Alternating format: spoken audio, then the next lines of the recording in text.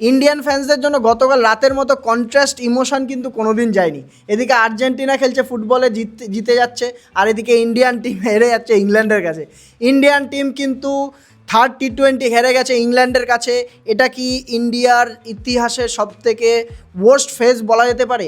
কারণ টেস্ট র্যাঙ্কিংয়ে কিন্তু এখন WTCর পয়েন্টস টেবিলে ইন্ডিয়া 5 নম্বরে রয়েছে। ওডিআই লাস্ট দুটো সিরিজ হেরে এসছে, আর টি20তে এসে আয়ারল্যান্ডের কাছের পরে ইংল্যান্ডও কিন্তু হেরে যাচ্ছে। ইন্ডিয়া কিন্তু আমাদের মাথায় রাখতে হবে যে ওয়ার্ল্ড টি20 চ্যাম্পিয়ন, ওয়ার্ল্ড কাপ জয়ী টিম, যে তারপর থেকে এসে একটা অবধি এখনও ম্যাচ জিততে পারেনি। গৌতম গম্ভীর, শ্রেয়াস আয়ারের নতুন ক্যাপ্টেন্সির দৌলতে কিন্তু এখন এই অবস্থায় ইন্ডিয়া এসে পৌঁছেছে। শুধু আমি বলে দিচ্ছি কী রেকর্ড এই থার্ড টি20তে ইন্ডিয়া সেট করেছে, মানে এর থেকে লজ্জার বিষয় বড় কিছু হতেই পারে না। প্রথম কথা তো ইন্ডিয়া ট্রেন্ট ব্রিজের মাঠে ইন্ডিয়া ইতিহাস তৈরি করেছে, যেটা 5টা টি20 কনজিকিউটিভ ম্যাচ কিন্তু এর আগে কোনোদিন ইন্ডিয়া হারেনি, এই একটা রেকর্ড। আরেকটা রেকর্ড আছে 100 রানের উপরে কিন্তু ইন্ডিয়া এখন অবধি টি20 ম্যাচ কোনোদিন হারেনি। 100 রান মানে চেস করতে গিয়ে 100 রানের নিচে কিন্তু হারেনি। তারপরে রয়েছে 76 রানে অল উইকেট হয়ে গেছে, যেটা কিন্তু ইন্ডিয়ার সেকেন্ড এভার লোয়েস্ট টোটাল ছিল টি20 ক্রিকেটের ইতিহাসে। আর 5টা উইকেট এখনও অবধি ইন্ডিয়ার কোনো দিন পাওয়ার প্লের মধ্যে পড়েনি। এই রেকর্ডগুলো কিন্তু ইন্ডিয়া এই ম্যাচ খেলে সেট করেছে। মানে লজ্জা কোন দিকে মুখ দেখাবো সেটা বুঝে উঠতে পারছি না। এখানে তাহলে দোষ কার হতে পারে? সঞ্জু স্যামসনকে বসিয়ে তাহলে লাভ কি হলো? গৌতম গম্ভীর নাকি শ্রেয়াস আয়ারের পিছনে মূল কারণ হতে পারে, নাকি ইন্ডিয়ান টিম সিলেকশন হতে পারে? তো এগুলো নিয়ে আমরা ভিডিওর মধ্যে আজকে আলোচনা করব, থার্ড টি20 নিয়ে, এবং ফোর্থ টি20র মধ্যে কী হতে চলেছে, টিমে কিছু চেঞ্জেস হতে চলেছে কিনা সেটাও হালকা পাতলা আলোচনা করে দেবো। আপনারা যদি ভাবেন আমার পার্টনার কোথায়, তো আনঅ্যাভেলেবেল, আর ভিডিও একটু লেট হয়ে গেছে, এর জন্য আগে থেকে ক্ষমা চাইছি। 125 রানের হার, এটা ভাবলে ইন্ডিয়ান টি20 ক্রিকেটের ইতিহাসে কিন্তু এরকম কোনো দিন হয়নি। লাস্ট আমরা 16টা টি20 সিরিজ জিতে এসেছি সূর্যা কুমারের আন্ডারে, আর এখন এসে শ্রেয়াস আয়ারের আন্ডারে এসে সবার প্রথমেই কিন্তু আমরা প্রত্যেকটা ম্যাচে হার দেখতে পাচ্ছি। আর ইংল্যান্ডের তরফ থেকে আমরা ফাস্ট বোলিং মাস্টার ক্লাস দেখতে পারলাম, জোফরা আর্চার, জশ টাং থেকে শুরু করে, এবং ইন্ডিয়ান তরফ থেকেও কিন্তু বেশিরভাগ ফাস্ট বোলাররাই উইকেট পেয়েছে। তো সবার প্রথমে টসে যদি আসি আমরা, ইন্ডিয়া যেটা প্রথমে করতে চেয়েছিল, এর আগে দুটো যেগুলো করে আর কি ভুল করেছিল মধ্যে কথা, সেইগুলো থেকে বাঁচার জন্য এখানে যা বোঝা যাচ্ছে চেস করাটাই বেশি ইম্পর্ট্যান্ট ছিল। চেস করে ইন্ডিয়া টসে জিতে চেসও করতে পেরেছে। এবং যদি আমরা টিমের কথা বলি, টিমের মধ্যে যেটা চেঞ্জ হওয়ার ছিল, যেমন প্রিন্স যাদব আসবে রবি বিষ্ণুর জায়গায়, এটা সবাই আমরা প্রেডিক্ট করেছি অলরেডি, তো সেটাই চেঞ্জ ছিল, সেরকম কিন্তু কিছু চেঞ্জ ছিল না। সত্যি কথা বললে ইন্ডিয়া ভালো শুরুয়াতও করেছিল, ফিল সল্ট আর ওদিকে জস বাটলারকে এক জায়গায় দাঁড় করিয়ে রেখেছিল, কিন্তু জস বাটলার টিপিক্যাল একটা জস বাটলার ইনিংস খেলে দিয়ে যায় ওখান থেকে 3 ওভারে 4 ওভারে, কিন্তু ওরা পুরোপুরি রান টেনে দিয়েছিল পাওয়ার প্লের তরফ থেকে। কিন্তু তারপরে এসে ওখানে প্রিন্স যাদব তার খেলা দেখায়। প্রিন্স যাদব কিন্তু ইন্ডিয়ার জন্য এখন বড় একটা ট্যালেন্ট, মানে সামনে যেটা আসতে চলেছে। যেমন তার কাছে বুমরার মতো ইয়র্কারও রয়েছে, প্রথম বলে ইয়র্কার জস বাটলারের উইকেট, ভাবলেই কেমন লাগে। তো এখানে জস বাটলারের উইকেট তোলে প্রথমে এসে, আর ওদিকে মোহাম্মদ সিরাজের মতো কিন্তু পুরোপুরি ওর মধ্যে যেটাকে কী বলে টেম্পারমেন্ট বলা যেতে পারে, যে জোশটা কিন্তু মোহাম্মদ সিরাজের পুরোপুরি সেকেন্ড মোহাম্মদ সিরাজ কিন্তু আমরা পেয়ে গেছি প্রিন্স যাদবের মতে রূপে আর কি। তো এখানে যাই ছিল, এখানে প্রিন্স যাদব ভালো শুরুয়াত দিয়েছিল। তারপরে এসে কিন্তু এখানে ফিল সল্ট একদিক থেকে ধরে রেখেছিল, ফিল সল্ট সেরকমভাবে রান পায়নি প্রথম থেকে, যেটা আমার মনে হচ্ছে ও ইচ্ছা করেই করেছে, কারণ একদিন ধরে ফিল সল্টের 2026-এর রেকর্ড কিন্তু খুব ভালো যাচ্ছে না টি20তে। তো ওখানে চেয়েছিল হয়তো আমি 20 ওভার খেলে যাব, এরকম কিছু চিন্তাভাবনা নিয়ে নেমেছিল। তারপরে আসে জস বাটলারের উইকেটের পরেই কিন্তু আসে তারপরে জেকব বেথেল, পুরনো সে আগের ম্যাচের কিন্তু হিরো ছিল জেকব বেথেল আর ওদিকে টম ব্যান্টন, এদের দুজনকেও কিন্তু রান কিছুটা হওয়ার পরেও ফিল সল্ট যখন মারছিল, তারপরে কিন্তু এখানে 11 ওভারের মাথায় মানে নেলসন স্কোর, যেখানে 111 রান ছিল, সেইখানে কিন্তু ইংল্যান্ডের দুটো উইকেট হার্ষিত রানা তুলে নিয়ে যায় ইন্ডিয়ার তরফ থেকে।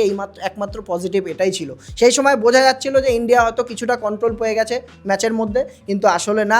ফিল সল্ট তার খেলা দেখায়, সেই ফিল সল্ট, সেই আরসিবি, জেকব বেথেল আগের দিন, আর এই ম্যাচের মধ্যে কিন্তু ফিল সল্ট আগের দিন 76 যেসব জেকব বেথেল, আর এই ম্যাচের মধ্যে কিন্তু ফিল সল্টের 70 রান, মানে অনবদ্য সেই ইনিংসটার জন্য কিন্তু ইংল্যান্ড 202 রান অবধি পৌঁছাতে পারে। হ্যাঁ, স্যাম কারনের একটা মিডিলে ভালো ইনিংস ছিল, সেটা বলতে হবে, 40-41 রানের ইনিংস খেলে গেছে স্যাম কারনও সেখান থেকে। তো ইংল্যান্ডের স্কোর মোটামুটি কিন্তু এমন জায়গায় পৌঁছেছিল যে এত সহজে চেস করা যাবে না। 200 রান কিন্তু একদিক থেকে ইন্ডিয়ার পিচ যদি না হয়, সেখানে কিন্তু মানে সাবকন্টিনেন্টের বাইরেই হলে কিন্তু 200 রান চেস করা খুব মুশকিল হয়ে দাঁড়ায় আমরা যা দেখি। আর সবথেকে সবথেকে বড় কথা কি, ট্রেন্ট ব্রিজে কিন্তু স্পিন ফ্রেন্ডলি উইকেট আমরা সবাই জানতাম এর আগে, কিন্তু এই ম্যাচের মধ্যে এসে কিন্তু কোনো রেকর্ড এখানে, পুরনো রেকর্ড এখানে দেখে আর লাভ নেই। এই ম্যাচের মধ্যে বেশিরভাগ কিন্তু ফাস্ট বোলাররা উইকেট নিয়ে গেছে, হর্ষিত রানা, প্রিন্স যাদব, এরা এদিক থেকে। আর ইংল্যান্ডের উপরে তো আসছি, তখন বললে তো আরও বেশি হতে পারে। তবে এখানে ইন্ডিয়ার যে কনসার্নিং বিষয়টা এসে দাঁড়াচ্ছে, ইন্ডিয়ার এখন যা বোলিং সেট আপ রয়েছে টি-20তে, যদি আমরা আইপিএলের কথা বলি, আইপিএলে কিন্তু এক একজন এক একটা টিমের কিন্তু হিরো এখানে। এক হচ্ছে হর্ষিত রানা, কলকাতার হিরো। এক হচ্ছে আর্শদীপ সিং, ও তো ইন্ডিয়ার হিরো বলা যেতে পারে, যে ইন্ডিয়ার সবথেকে বেশি টি-20 উইকেট রয়েছে। তারপরে প্রিন্স যাদব একদম পুরোপুরি ও নিজের কাজ করে দিয়ে গেছে আমি বলবো, ঠিক আছে, এখান থেকে বেশি রানও খায়নি ওখান থেকে। তারপরে রয়েছে এখানে অক্ষর প্যাটেল, প্রত্যেকে একে উপরের কিন্তু আইপিএলে এক একজন কিন্তু বড় বড় প্লেয়ার। তারপরেও কিন্তু ইন্ডিয়া টিমে একটা জিনিস দেখা যাচ্ছে, ইন্ডিয়া কিন্তু বোলিংয়ে শর্ট হয়ে যাচ্ছে, প্রত্যেকটা ম্যাচে এসে মার খেয়ে যাচ্ছে। আগের ম্যাচেও কিন্তু চেস করিয়ে দিয়েছিল রান, এই ম্যাচে এসে 200 রান অবধি খেয়ে গেছে। তবে যদি আমার কাছে এরকম বোলার থাকে, তারপরেও তাহলে আর কাদের সিলেক্ট করা যেতে পারে এখান থেকে? তাহলে কি সিলেকশান এখানে ভুল হয়েছে, নাকি এই টিমের মধ্যে কোনো রকম কোচিংয়ের প্রবলেম, বা হচ্ছে টিমের ভিতরে ইন্টারনাল কোনো প্রবলেম চলছে? সেটাও হতে পারে, আমরা জানি না। এটা আস্তে আস্তে প্রকাশ পাবে। আর কিন্তু বোলিংয়ে কিন্তু আমরা যেটা এক্সপেক্ট করে চলি এই বোলিং সেটআপের থেকে, সেটা কিন্তু আমরা পাচ্ছি না প্রথম থেকেই, এই টি-20র মধ্যে বিশেষ করে বলতে গেলে। তাহলে জসপ্রীত বুমরাকে আমাদের ফেরত আনতে হবে এখান থেকে, কিন্তু জসপ্রীত বুমরা তো সব ম্যাচে থাকবে না। হ্যাঁ, মানছি ইংল্যান্ডের ব্যাটিং লাইন আপ খুব হেভি, অনেক 5, 6, 7, 8 অবধি, জোফরা আর্চার অবধি পুরো ওদের ব্যাটসম্যানরা রয়েছে সব। কিন্তু এখান থেকে রানটাকে কিন্তু ইন্ডিয়া আটকাতে পারতো। 11 ওভারের পরে যখন 2টো উইকেট পড়ে, অনেক রান কিন্তু চেপে গেছিলো। স্যাম কারান আর ফিল সল্টের যে পার্টনারশিপটা হয়েছে, ওই পার্টনারশিপটা এসে কিন্তু মেনলি উইকেট এখান থেকে কিন্তু ওদের উইকেট পড়েনি, আর এখান থেকে কিন্তু ওরা 200 রান করে যেতে পেরেছে। তো আমরা মাঠের মধ্যে MS ধোনিকেও দেখতে পেরেছি, থালা for a reason birthday celebrate করতে এসেছিল, কিন্তু সেই বার্থডে সেলিব্রেশন আর গেল না। কারণ ইন্ডিয়া যখন ব্যাটে নামে, তারপরে শুরু হয় হচ্ছে জোফরা আর্চার আর হচ্ছে জশ টাংয়ের খেলা। দুজনে 4টে 3টে 7 উইকেট নিয়ে চলে যায়, একদম ফাস্ট বোলিং মাস্টার ক্লাস আমরা দেখতে পাই পুরোপুরি এই মাঠের মধ্যে। প্রথমেই আসে হচ্ছে বৈভব সূর্যবংশী, 5 বলে 13 রান। আমরা যেটা দেখতে পাচ্ছি এই বছর বৈভব সূর্যবংশীর এই ইন্ডিয়ান টিমে চান্স পাওয়ার পরে হয় ছক্কা নালে ফক্কা।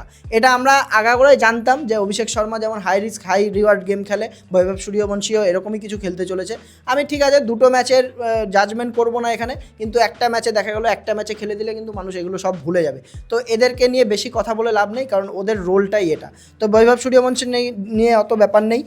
সঞ্জু স্যামসনকে কিন্তু এই ম্যাচের মধ্যে বসানো হয়েছে, যেটা অভাব পরিষ্কারভাবে বোঝা গেছে। তাহলে ইন্টারন্যাশনাল ক্রিকেটের যে বৈভব সূর্যবংশী প্রেশারটা পাচ্ছে এখানে, সঞ্জু স্যামসন কিন্তু সেই জিনিসটা অলরেডি এক্সপিরিয়েন্স ছিল। তো ইন্ডিয়ান টিম যেতে চলেছে এখন, বুঝতে পেরেছি। সঞ্জু স্যামসনের কাছে লেটেস্ট যা শোনা গেছে, গৌতম গম্ভীর কিন্তু বলেছে যে আমার সঙ্গে হেড কোচ আর হচ্ছে প্লেয়ারের মধ্যে যে কনভারসেশন হয়েছে, সেটা কিন্তু আমরা বাইরে পাবলিকালি লিক করতে পারি না। তার জন্য তাহলে মোটামুটি যা বোঝা যাচ্ছে যে এরপরে জিম্বাবুয়ে ট্যুরে যে সিলেক্ট করা হয়নি সঞ্জু স্যামসনকে, ওদের মধ্যে কমিউনিকেশন হয়েছে, যেটা পজিটিভ জিনিস আমি মনে করব, যে না, এখান থেকে অন্তত কমিউনিকেশন করে সঞ্জুকে বসানো হয়েছে। আর এটাও শোনা গেছে যে এরপরে এশিয়া কাপ হোক বা হচ্ছে তারপরে ওয়ার্ল্ড কাপের জন্য কিন্তু সঞ্জুকে কনসিডার করা হবে। এমনকি শ্রেয়াস আয়ারের জায়গায় কিন্তু ক্যাপ্টেন্সিও সঞ্জু স্যামসন কিন্তু ফার্স্ট দাবেদার রয়েছে এখানটায়। তো তারপরে ঈশান কিষান আসে, ঈশান কিষান আউট, অভিষেক শর্মাও চলেনি সেদিনকে। পাওয়ার প্লের মধ্যে 5 ওভারে 5টা উইকেট পড়ে যায় ইন্ডিয়ার 42 রানের মধ্যে। এই অবস্থা কিন্তু এখন ইন্ডিয়ান টিমের, এই রকম যে ব্যাটিং কোল্যাপস, এটা কিন্তু আমরা রিসেন্টলি কি আমার মনেই পড়ছে না যে এইভাবে ইন্ডিয়ার ব্যাটিং কোল্যাপস দেখেছি। সূর্যকুমার যাদবের আমলে তো হয়নি ভাই। তো এইখানে এই জিনিসটা কিন্তু, আর জোফরা আর্চার আর জশ টাং দুজনে এসে প্রথম দিকে একদম যেভাবে শুরু করেছিল, হর্ষিত রানার ব্যাটিং অবধি পাওয়ার প্লের মধ্যে চলে এসছে। হর্ষিত রানাকে আগে নামানো হয়েছে যদিও বা, কিন্তু তাও পাওয়ার প্লের মধ্যে যে এর থেকে সেম আর কি ইন্ডিয়ান টিমের জন্য হতে পারে। তাহলে আমার সঞ্জু স্যামসনকে বসিয়ে লাভটা কী হলো? আমার কথা হচ্ছে, আমি এর আগের ভিডিওতেও স্ট্যাটস দিয়েছিলাম, সঞ্জু স্যামসনের লাস্ট 24টা ইনিংসে কিন্তু 500 রানের উপরে রয়েছে, সেখানে স্ট্রাইক রেটও 170-এর উপরে। আর এদিকে তিলক বর্মার কিন্তু স্ট্রাইক রেট 137 এবং রানও কিন্তু 300 সামথিং, 345 এরকম রয়েছে। তাহলে এখানে তিলক বর্মাকে 11 বলে 3 রান করে গেছে এই ম্যাচের মধ্যেও। স্ট্রাইক রেটটা একবার শুধু খেয়াল করুন। তাহলে এখানে সঞ্জু স্যামসনকে কেন বসানো হচ্ছে তিলক বর্মাকে কেন বসানো হচ্ছে না? এটা আমরা প্রত্যেকটা বার এই কোশ্চেনটা করবো যতদিন না এটার অ্যান্সার পাওয়া যাচ্ছে, যে তিলক বর্মা এখানে নেমে আমার কোনো কাজে লাগছে না 5 নম্বরে অন্তত। হ্যাঁ 3 নম্বরে নামলে হয়তো আরও বড় স্কোর করতে পারতো, কিন্তু 3 নম্বরে এখন ইন্ডিয়ান টিম কিন্তু জায়গা দেবে না তিলক বর্মাকে। তো এখানে সামনের স্কোয়াডে আমরা কিন্তু রিঙ্কু সিংকে দেখতে পেরেছি। রিঙ্কু সিং কিন্তু 5 নম্বরে তিলক বর্মাকে রিপ্লেস করতেও পারে ফিউচারে গিয়ে, বলা যায় না এখান থেকে কি হতে পারে না হতে পারে। তো এবার প্রশ্ন আসছে যে নেক্সট ম্যাচে কাকে খেলাবে, সঞ্জু স্যামসন নাকি বৈভব সূর্যবংশী? সব থেকে মানে ইন্ডিয়ান টিম যে কতটা কনফিউজ হয়ে দাঁড়িয়েছে এখন, তার এটা কিন্তু সব থেকে বড় প্রমাণ। নেক্সট ম্যাচে সঞ্জু স্যামসনের খেলা উচিত, আমরা যা বুঝতে পারছি যে সঞ্জু স্যামসনের নেক্সট ম্যাচ খেলতে চলেছে। তাহলে এখানে বসাবে কাকে, এটাও একটা কোশ্চেন আছে। আমার মতে যদি বলা হয় এখানে পরিষ্কারভাবে তিলক বর্মাকে বসানো হোক, এখান থেকে তিলক বর্মার জায়গায় এখানে 5 নাম্বার একটা করে স্লাইড হয়ে যাবে শুধু শুধু বৈভব সূর্যবংশী। অভিষেক শর্মা ওপেনিং করবে, 3 নম্বরে সঞ্জু স্যামসন, 4 নম্বরে এখানে ঈশান কিষান, কিংবা ঈশান কিষানকে কিন্তু 5 নম্বরে এখানে স্লটে দেওয়া যেতে পারে। তাহলে কিন্তু 5 নম্বর বা 6 নম্বরে দেওয়া যেতে পারে, তাহলে কিন্তু ইন্ডিয়ান টিম একটা ব্যালেন্স পেয়ে যাবে এখান থেকে যা মনে হচ্ছে। নেক্সট ম্যাচের মধ্যে ব্রিস্টলে হতে চলেছে নেক্সট ম্যাচ, ওই মাঠের মধ্যেও কিন্তু রান হয় মোটামুটি একটা ডিসেন্ট 180-90 রান ওটার মধ্যেও হতে চলেছে সামনে। এমন চ্যাম্পিয়ন প্লেয়াররা থাকতেও ইন্ডিয়ান টিমের এই অবস্থা, আমার তো মানে আমার ভাবলেই আমি সহ্য করতে পারছি না এই জিনিসটা, গা মানে কিটমিট করে উঠছে আমার সত্যি কথা বলতে। তো আর 2টো ম্যাচই বাকি আছে, 2টো ম্যাচের মধ্যে কিন্তু ইন্ডিয়ার আর সিরিজ জেতার কোনো উপায় নেই। 2টো ম্যাচ যদি জিততে পারে তাহলে ড্র করতে পারবে, এখান থেকে অন্তত মান সম্মান নিয়ে বাড়ি যেতে পারবে। কিন্তু আমার মনে হচ্ছে না এখান থেকে যদি হোয়াইট ওয়াশ হয়ে যায় তাহলে তো আর হয়েই গেল, আর কিছু বলার নেই। আর হ্যাঁ আরেকটা নিউজ আছে, যেটা হচ্ছে কিন্তু আরপি সিং ভবিষ্যতে গিয়ে অজিত আগারকারের যে চিফ সিলেক্টরের পজিশন, সেইখানে কিন্তু আরপি সিং ভবিষ্যতে যেতে পারে যা শোনা যাচ্ছে। আরপি সিং বর্তমানেও রয়েছে সিলেকশন কমিটির মধ্যে, কিন্তু চিফ সিলেক্টরে অজিত আগারকারকে কিন্তু রিপ্লেস করতে পারে আরপি সিং ভবিষ্যতে গিয়ে। তাহলে এখন ইন্ডিয়ান টিমের মেন ব্যাটসম্যানদের নিয়ে নামছে, মেন বোলারদের নিয়ে নামছে, যেটা টি-20 ওয়ার্ল্ড কাপেও খেলতে চলেছে। তাহলে এখন যদি এই অবস্থা হয় তাহলে কি এখানে টিম চেঞ্জ করে নতুন কোনো টিম সিলেক্ট করে, যেমন রাজাত পাতিদার, ভুবনেশ্বর কুমার, কৃণাল পান্ডিয়া, এরা কিন্তু বসে আছে। আর সবথেকে বড় কথা কি, আরসিবির 2টো প্লেয়ারই কিন্তু ইংল্যান্ডের হয়ে খেলে দিয়ে যাচ্ছে। জেকব বেথেল খেলে দিয়ে গেল, আমরা যা দেখলাম, জেকব বেথেল আর ফিল সল্ট। তাহলে এখানে ইন্ডিয়ান টিমের সঙ্গে কী শত্রুতা আরসিবির জানি না, কিন্তু ইন্ডিয়া টিমের মধ্যে কিন্তু কোনো আরসিবির প্লেয়ার চান্স পায়নি যারা ডিজার্ভিং ছিল। মিডিলে যেমন লেফট হ্যান্ডারের উপরে একটা কোশ্চেন আসে যে লেফটি প্লেয়াররা বেশি হয়ে গেছে, এই জন্য প্রেডিক্ট মানে বেশি করে ফেলতে পারছে, সামনের টিমের বোলারদের বেশি সুবিধা হচ্ছে লেফট হ্যান্ডারদের একই রকম আউট করা। তো এখানে রাজাত পাতিদারকে কিন্তু এই টিমে একটা চান্স দেওয়া যেত। রাজাত পাতিদারকে তো জিম্বাবুয়ে ট্যুরেও চান্স দেওয়া হয়নি, জানি না কেন কি হচ্ছে এখানে। আর ওদিকে ইয়েতেও আছে ভুবনেশ্বর কুমার, তো পুরো স্কিম অফ থিংসেরই বাইরে রয়েছে। তো এখানে ইন্ডিয়ান টিমকে ভাবা উচিত আমি মনে করি ভবিষ্যতে গিয়ে, অন্তত ইংল্যান্ড ট্যুরের পরে গিয়ে, যে বড় যখন ট্যুর কোনো হতে চলেছে সেখানে টিম সিলেকশানে কিছু চেঞ্জ করা উচিত। আর শ্রেয়াস আয়ারের ক্যাপ্টেন্সি নিয়েও প্রশ্ন উঠবে আশা করছি ভবিষ্যতে গিয়ে, যে এখান থেকে শ্রেয়াস আয়ারের ক্যাপ্টেন্সি চান্স দেওয়া হয়েছে, এনাফ চান্স দেওয়া হয়েছে, 2টো সিরিজ চান্স দেওয়া হয়েছে। এটা তো আর মানে ফ্র্যাঞ্চাইজি ক্রিকেট না যে হেরে গেলাম কোনো ব্যাপার না, এটা ইন্ডিয়ান টিমের ব্যাপার। তো এখান থেকে ভবিষ্যতে গিয়ে আর কে দাঁড়াতে পারে, এখানে সঞ্জু স্যামসন নাকি শুভমান গিলকে ফেরত আনা যেতে পারে, এটা দেখবো আমরা ভবিষ্যতে গিয়ে, স্বাভাবিক ব্যাপার। তো দেখা যাক 4 টি-20তে কী হয় না হয়, আমরা তো রিভিউ নিয়ে আসবোই। আজকের মতো এইটুকুই রাখছি, ভালো থাকবেন, সুস্থ থাকবেন, গুড বাই।